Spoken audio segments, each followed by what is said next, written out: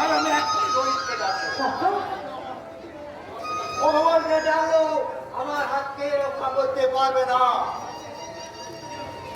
জোর জন্য আমার সব শেষ হয়ে গেছে।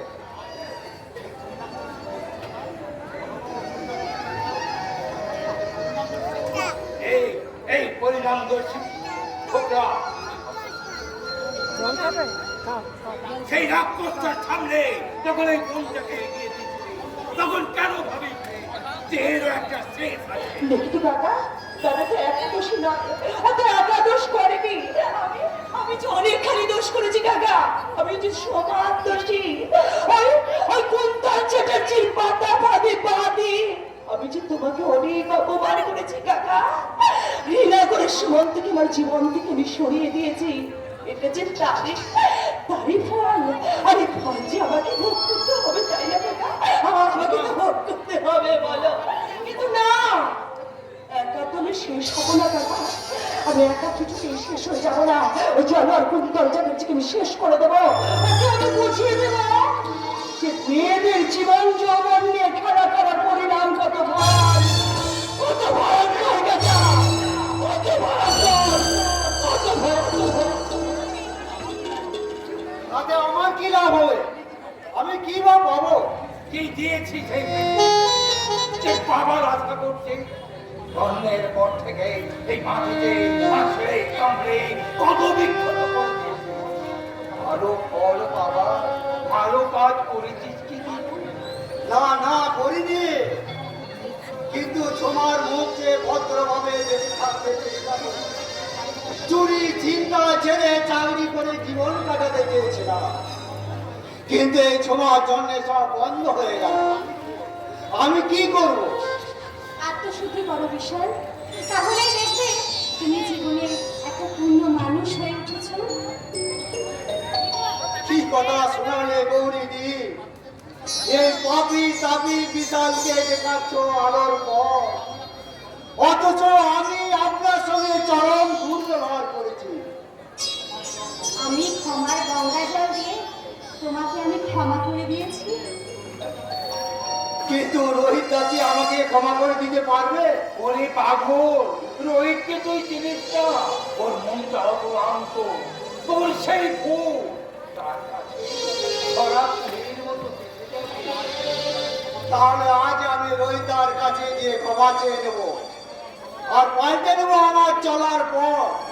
আর রোহিতার পথ দেখানোর পথে আমি চালিয়ে নিয়ে যাব আমার নবচেতনার রথ।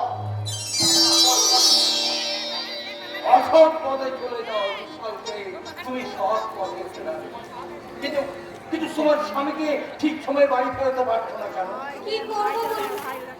সে তো সব সময় বলতে থাকে যে কারখানার কাজ বাদ দিয়েও তার নাকি অনেক কাজ আছে। তোমার চুপ অপারেশন করাটা কি তার কাজের মধ্যে পড়ে না? সে কি তোমার কষ্টটা বুঝে না? বুঝতে পারলে উপায় যে নেই কাকা, কারণ আমার চোখ অপারেশন করাতে যে অনেক টাকার প্রয়োজন। কি এই অভিজ্ঞান বাংলাকে বলে গেছে? কাকা, আপনি টাকা দেবেন, কিন্তু আপনি অত টাকা কোথায় পাবেন? আমার সংসার না থাক, আমার আপনজন না থাক, আমার জমানো কিছু টাকা আছে, সেই টাকা দিই। কিন্তু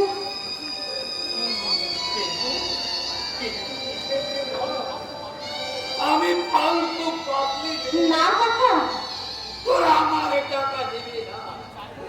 আমি চাইলো তোরা আমাকে আপন ভাবতে কাকা, খবরদার, খবরদার।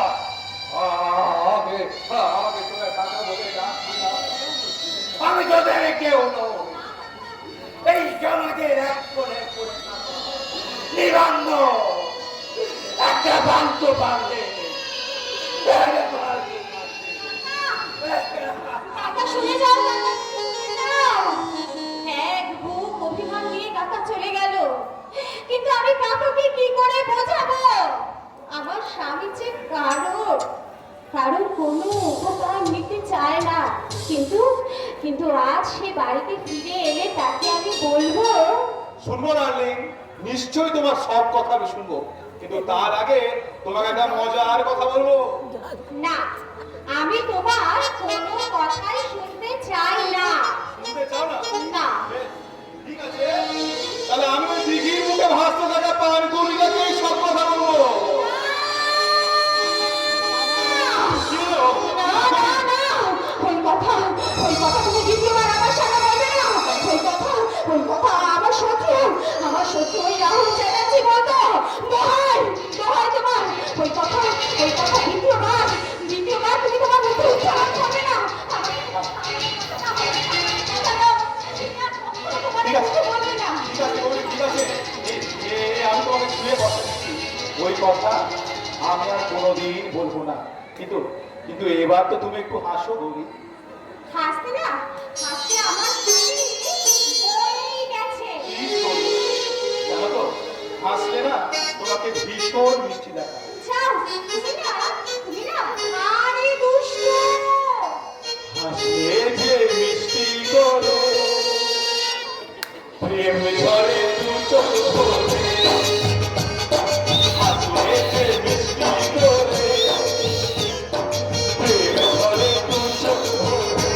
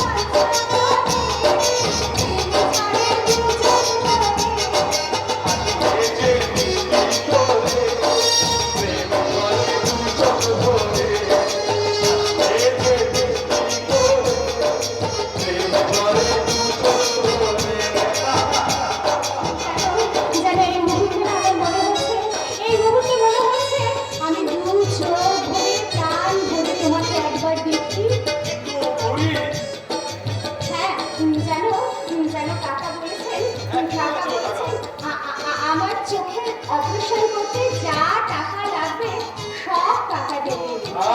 কবি, তোমাকে আমি কি করে বোঝাই যে টাকার জন্য তোমার চোখের অপারেশন করাতে পারছি না, এটা ভুল। আসলে তোমার চোখের অপারেশন করালে তোমার জীবন থেকে যে আমাকে অনেক দূরে চলে যেতে হবে। না না, আর আমি তোমাকে হারাতে পারবো না। কি আমি ওকে এই কথাটা বলেছি, আমি ওকে এই কথাটা বলেছি, খুব অন্যায় করলাম। ওকে কি আমি কষ্ট দিয়ে ফেললাম? হ্যাঁ, আমি ভুল করেছি, আমি অন্যায় করেছি, আমি চরম অন্যায় করেছি। আমি অন্যায় করছি, গৌরীর জীবন থেকে আমাকে দূরে চলে যেতে হবে বলে ওর চোখের অপারেশন করাবার আমি সাহস পাচ্ছি না। তাহলে কি সারাটা জীবন গৌরী অন্য হয়ে? না না না, তা হয় না। প্রয়োজন হলে আমি ওর জীবন থেকে দূরে চলে যাব, তবু গৌরীকে আর আমি অন্ধ থাকতে দেব না। শোনো, তুমি বুঝি রাগ করলে? তোমার বুঝি খারাপ লাগলো? না গৌরী না, রাগ করবো কেন? এই তো আমি আছি। তুমি কিছু চিন্তা করো না, আমি চোখের অপারেশন করাবো না। আমি তোমার দু চোখ দিয়ে এই পৃথিবীর সৌন্দর্যটাকে দেখবো। তুমি তোমার নিজের চোখ দিয়ে এই পৃথিবীর সুন্দর আলোটাকে আবার দেখবে। কি বলছেন ডাক্তারবাবু? একদম ঠিকই বলছি। আমার নার্সিং হোমে আমি একটা বিদেশি মেশিন নিয়েছি, আর সেই মেশিন দিয়ে আমি তোমার চোখের অপারেশনটা করবো। কিন্তু তাতে যে অনেক খরচ হবে ডাক্তারবাবু। তোমার দৃষ্টি শক্তি ফিরিয়ে আনার জন্য যত টাকা লাগে আমি দেবো গৌরী। তো খরচের কথা এখন থাক না। শোনো, যেটা দরকার সেটা হচ্ছে আগে বৌঠানে চোখের অপারেশনটা করো। সামনের মাসের 5 তারিখে বৌঠানে চোখের অপারেশনটা আমি করি আগে। আমি আবার এই সুন্দর পৃথিবীটাকে দেখতে পারবো, আমার দু চোখ ভরে আমি আমার স্বামীকে দেখতে পারবো। নিশ্চয়ই পারবে। আমি তোমাকে কথা দিচ্ছি। ডাক্তারদা, আপনি আমার জীবনে এত সুন্দর মিষ্টি একটা খবর নিয়ে এলেন, আর বাড়িতে এসে মিষ্টি মুখ না করে কিন্তু আমি আপনাকে যেতে দেব না। আপনি বসুন, আমি আপনার জন্য একটু মিষ্টি নিয়ে আসি, কেমন? মিষ্টি? ওখান থাক, ওসব লাগবে না। বাড়ির কি খবর? ওখান চলে গেছে, খুব ভালোই হয়েছে। আমি তোকে এখানে খুব দরকারি খবর দিতে এসেছি। শয়তান কুন্তল সুমার মুখে অ্যাসিড ছুঁড়ে মেরেছে। ওকে বিধ্বস্ত অবস্থায় সবেমাত্র হাসপাতালে নিয়ে আসা হয়েছে। আর বন্ধু, আর একটা খবর আছে, তোর বাবার বড় বিপদ। কুন্তল ওর উপর অত্যাচার করছে। কি বলছিস তুই সবে? কুন্তল বাবার উপর অত্যাচার করছে? এখানে শেষ নয় দাদু, এখানে শেষ নয়। আমার কাছে খবর আছে কুন্তল কাকাবাবুকে মার্ডার করতে চাইছে। আর সে মনে হচ্ছে বাইরে থেকে সুপারি কিলার খুঁজে আনছে। শয়তান কুন্তল, তুমি আমার বাবার কোনো ক্ষতি করতে পারবে না শয়তান। ওর সমস্ত চাল আমি উল্টে দেব। কিন্তু কিভাবে করবি? আচ্ছা সবে তোর কানে কানে আমি পুরো ব্যাপারটা বলছি। কি হয়েছে বল? এসে ঘুমাবি? Good idea, very good idea বন্ধু, ভেরি গুড আইডিয়া। শোন, এখন আমি অন্য পেশেন্টের কাছে যাই, আমি তোর সাথে পরে আবার দেখা করবো। আজ আমি চলি। Okay bye. ওকে ওকে সবে না শয়তান কুন্তল, এবার তুই দেখবে আমার আসল খেল।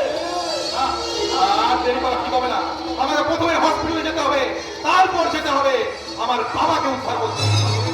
হরি, তুমি খেয়ে নিও হরি, আমি হসপিটালে যাচ্ছি ওই গৌরী ওই ঝুমাকে দেখতে।